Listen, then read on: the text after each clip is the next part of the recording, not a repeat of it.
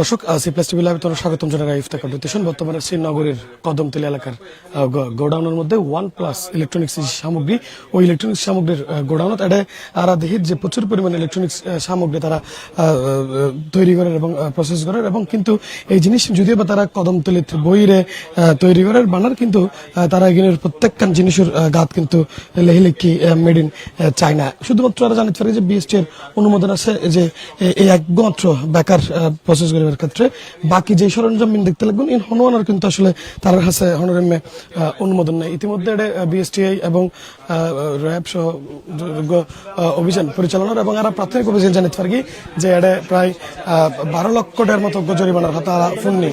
কি পদক্ষেপ নিচ্ছেন বিএসটি এর একটু বর্তমান মানে একটা খুবই সংকীর্ণ এলাকা, খুবই ছোট। কিছুদিন আগে একটা এখানে আপনার অগ্নিকাণ্ডের ঘটনা ঘটেছে। তো এরকম জায়গার মধ্যে কি এরকম ফ্যাক্টরি করা যায়? সেই ক্ষেত্রে তো আমাদের সরকারের আরো দপ্তর আছে, যেমন ধরেন পরিবেশ অধিদপ্তর রয়েছে, এরপরে ধরেন যে ফায়ার সার্ভিস ওনারা রয়েছেন, তারা এগুলো দেখবেন যে এখানে তাদের কারখানাটা করার যোগ্য কি যোগ্য না। বিএসটি যেহেতু পণ্যের মান নিয়ে দেখে, বিএসটি এসে এই পণ্যগুলোকে মানে বিএসটিআই অনুমোদনবিহীন অবস্থায় পেয়েছে। আমরা আমাদের যে সব ধারাগুলো লঙ্ঘন হচ্ছে সেই সব ধারাগুলো ম্যাজিস্ট্রেট মহোদয়কে আমরা অভিযোগ দায়ের করছি। ম্যাজিস্ট্রেট মহোদয় এগুলো বিচার করবেন। ম্যাজিস্ট্রেট স্যার এটার পদক্ষেপ। দর্শক আসলে উনাইতে পারি যে এটা প্রায় একাধিক প্রায় 20 আরো বেশি আইটেম কিন্তু এটা তৈরি করা হয়, কিন্তু তৈরি করা হইলেও কিন্তু তারা আসলে যদিও বা তৈরি করে কদমতলীত বইরে, তবে তারা লেহিদের মেড ইন চায়না এবং বিএসটিআই এর পরবর্তী সময় তো এখন পর্যন্ত যতক্ষণ পর্যন্ত তারা যাচাই বাছাই করছে, তারা উগ্র বা দুয়া পণ্যের যে তৈরির বৈধ ডকুমেন্টস ফাইলেও অন্যান্য আসলে তেমন বৈধ ডকুমেন্টস না পাই। এবং আমরা দেখতে লাগবেন তারা এক পাশে কিন্তু বিরাট গোডাউন আছে এবং অপর পাশে কিন্তু বিশাল কর্মযোগ্য এবং অনেক স্টাফ কিন্তু এটা এখনো পর্যন্ত হাস চলমান এবং হাস গড়ে যান। এবং যে ওনারা জানেন যে বর্তমানে যে ভবনত আছে এই ভবনত গত মাসখানিক আগেও কিন্তু অগ্নি দুর্ঘটনার ঘটনা ঘটে, এবং এর মানহীন যে পণ্যহীন কিংবা অনুমোদিত যে পণ্য এগুলোর ধারণাই হয়তো বা ধারণা করার যে বড় বড় অগ্নি দুর্ঘটনার ঘটনা ঘটে, এবং যে এবং এটার তো নেই যে অগ্নি দুর্ঘটনা ঘটনা ইনুল আসলে যারা এর হাজল্লয় সম্পৃক্ত কিংবা এই পণ্যহীন উৎপাদনের সম্পৃক্ত, তারা বেগুনেই এই অপরাধের দায়ী। এবং বিএসটি এর অনুমোদন ছাড়াই কিন্তু দীর্ঘদিন ধরে এই ভবনত তারা এই পণ্যহীন উৎপাদন করে, এবং এছাড়াও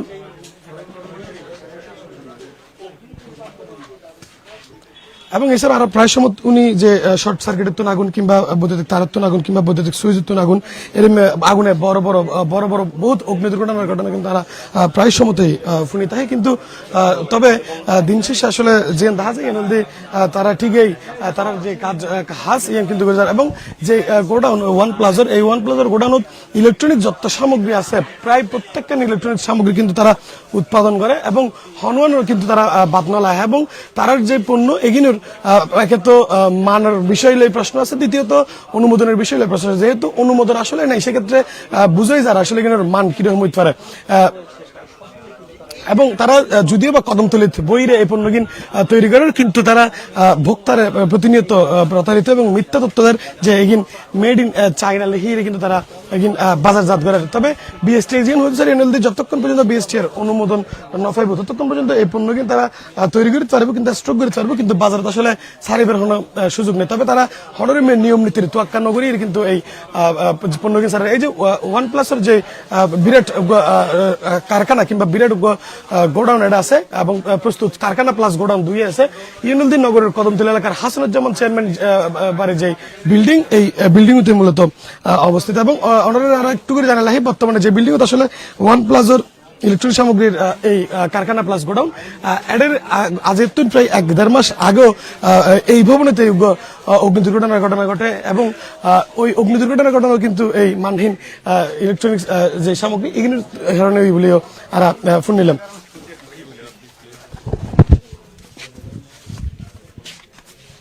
এবং অর্ডারের আর একটু যদি তারা যে গোডাউন আছে গোডাউনের ভিতরে দেখাই, তাহলে ওরা দেখতে লাগুন যে বিরাট গোডাউন, এবং এই গোডাউন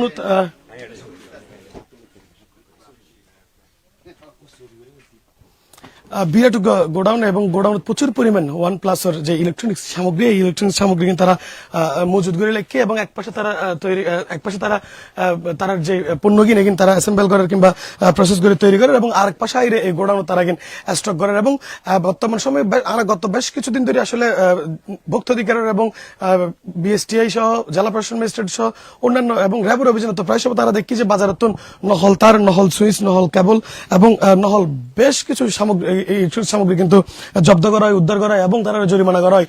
কিন্তু এত বড় গোডাউন এক প্রকার হইতাম চাইলে এডের বেশ দুয়োগ্য পণ্য ব্যতীত আর পণ্যেরই তার যেহেতু অনুমোদন নাই, তাহলে সেক্ষেত্রে প্রত্যেকটা পণ্যই কিন্তু ঝুঁকিপূর্ণ এবং অনিরাপদ।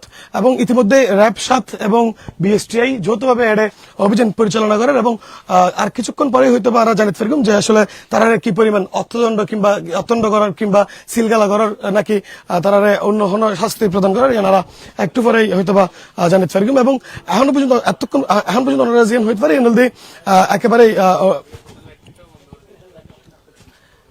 একেবারেই যে গোডাউন, এই গোডাউনের তারা তো প্রায় এই যে OnePlus-এর যে গোডাউন তারা বর্তমান আছে, এই গোডাউনের জিকে যাবেন আসলে একখান জায়গা হালে নেই এবং প্রত্যেকটা জায়গায় আনাচে কানাচে গোডাউন ভরপুর এবং ভর্তি পণ্য দিয়ে, কিন্তু পণ্যেরই আসলে তেমন তারা আছে বৈধ হওয়ার ডকুমেন্টস নেই, লিগ্যাল হওয়ার ডকুমেন্টস তারা এখন পর্যন্ত বিএসটি এর দাহিন না পারে।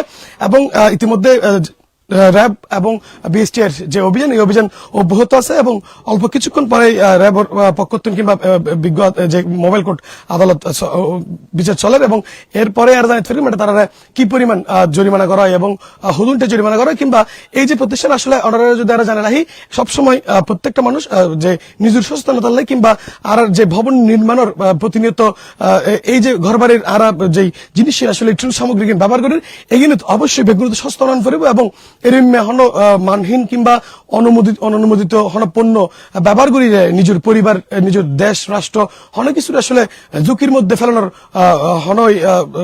সুযোগ নাই। যেহেতু এর মানহীন পণ্য যদি আমরা ব্যবহার করি সেক্ষেত্রে আমার পরিবারে তো অগ্নি দুর্ঘটনার ঘটনা ঘটিতে পারে এবং যে কোনো মুহূর্তেই বড়তর দুর্ঘটনায় হতাহত কিংবা প্রাণহানির ঘটনা ঘটিতে পারে। সেক্ষেত্রে সবসময় নিজের নিরাপদ লাই ফেললে এবং নিজের চারপাশ নিরাপদ লাই ফেললেই যে ভালো জিনিস এবং গুণগত মান যাচাই বাছাই করি কিন্তু ব্যবহার করে ফেললে কিন্তু বিএসটির পক্ষতন হওয়ার।